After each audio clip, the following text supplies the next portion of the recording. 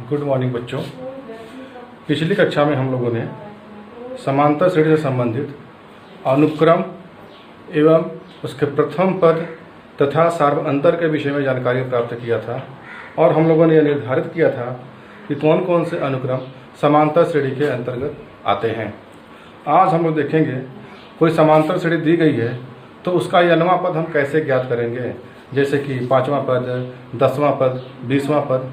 इस तरह का कोई पद यदि हमें ज्ञात करना हो जिसका प्रथम पद और सार्व अंतर दिया गया हो तो हम किस विधि से ज्ञात करेंगे। इसके लिए एक सूत्र निगमित किया जा रहा है। इस सूत्र के माध्यम से हम लोग किसी समांतर श्रेणी के n वां पद कैसे ज्ञात करेंगे। तो देखिए, समांतर श्रेणी का n वां पद, मान लेते हैं कि किसी समांतर श्रेणी का प्रथम पद a है। माना कोई समांतर श्रेणी है, उसका प्रथम पद a मान लेते हैं।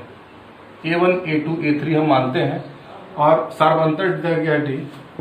प्रथम पद बराबर a, प्रथम पद बराबर a तथा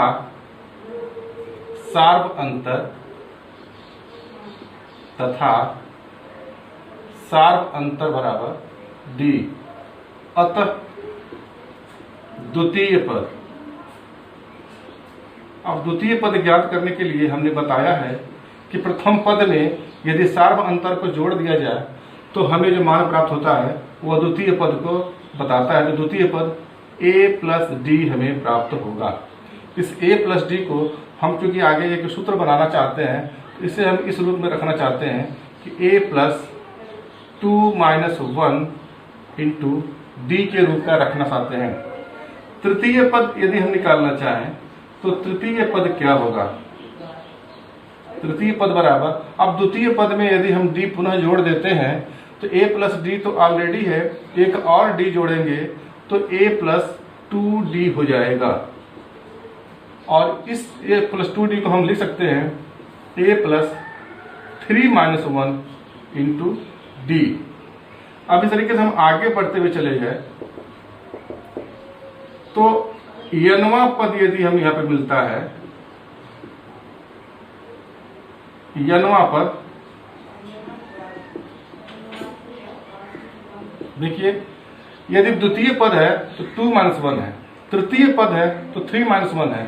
उसी प्रकार यदि n वां पद है तो n माइनस 1 इंटू डी हो जाएगा। तो a plus n minus 1 into D. अब n वां पद को हम an या tn से डिनोट करते हैं। अतः an यानी कि n वां पद a1 पहला पद, a2 दूसरा पद, इस तरीके से n वां पद बराबर a plus n minus 1 into D. इस सूत्र की सहायता से हम किसी भी समांतर श्रेणी का n वां पद ज्ञात कर सकते हैं।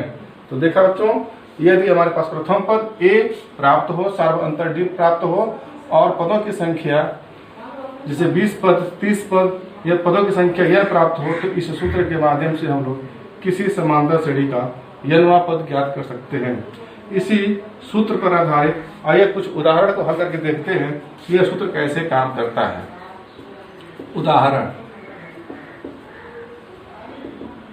उदाहरण देखते हैं। AP 2 7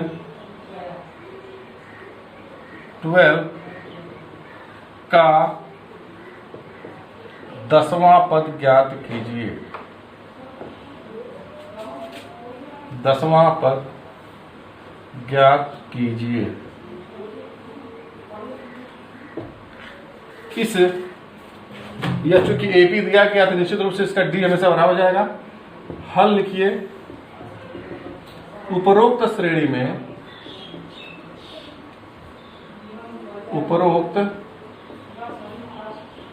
में a बराबर 2 प्रथम पद a, b बराबर दूसरे पद में से प्रथम पद को घटा दिया जाए, 7 ऋण 2 ये बराबर मिलता है 5 और पदों की संख्या n बराबर यहाँ पर दिया गया है 10, तो n बराबर 10। अतः सूत्र an बराबर a plus n-1 into d से a10 यानी कि 10वां पद, a10 मतलब 10वां पद बराबर a का मतलब प्रथम पद दिया गया है 2, पदों की संख्या n बराबर दी गई है 10, ऋण 1 इंटू d का मान दिया गया है 5 बराबर 2 धन 9 गुणे 5 बराबर 2 धन 45 बराबर 47। इस तरह से दिया गया जो उदाहरण है उसका 10वां पद हमने ज्ञात कर लिया, 10वां पद का मान आ गया 47।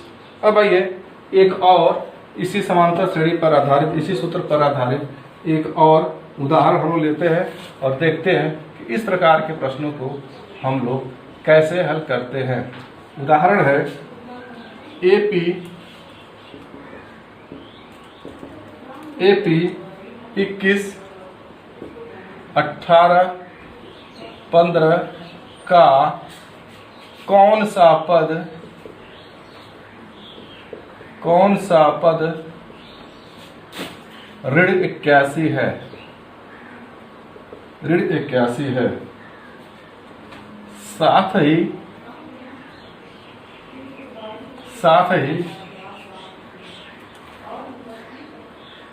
क्या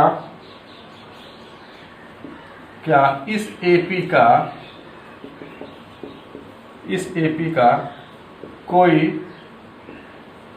पद शून्य है?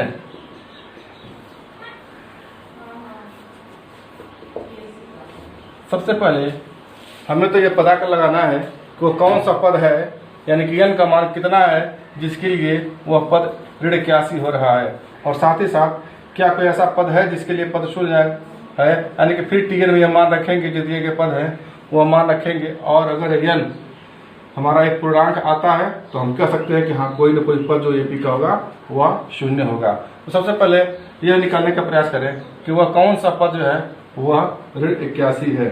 तो देखते हैं हल के लिए। उपरोक्त श्रेणी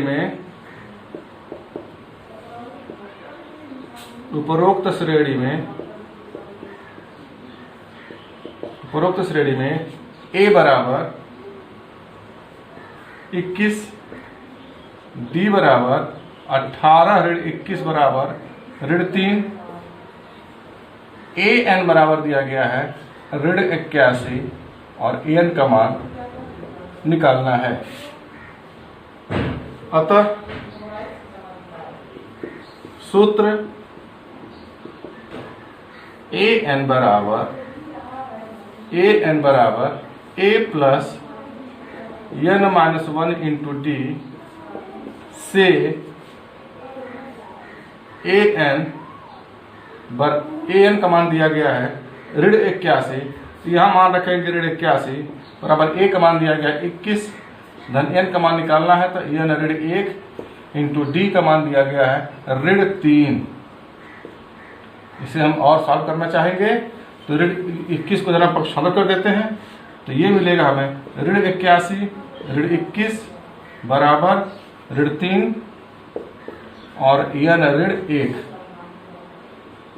इसका मतलब कि ऋण 81 और ऋण 21 जुड़ेगा तो मिलेगा हमें 102, ऋण 102 और बटे ऋण 3 से जब भाग दे देते हैं तो बराबर मिल जाएगा n ऋण 1। इसका मतलब कि अगर 102 में यदि 3 से भाग देते हैं, 3 3 9 3 चौके 12 34 बराबर n ऋण 1। इसका मतलब कि n बराबर 35। अतः 35वां पद ऋण 81 होगा। इस तरीके से हम लोगों ने n का मान निकाल लिया 35वां। अब पुनः देखते हैं वह कौन सा पद है जिसके लिए श्रेणी का पद शून्य है।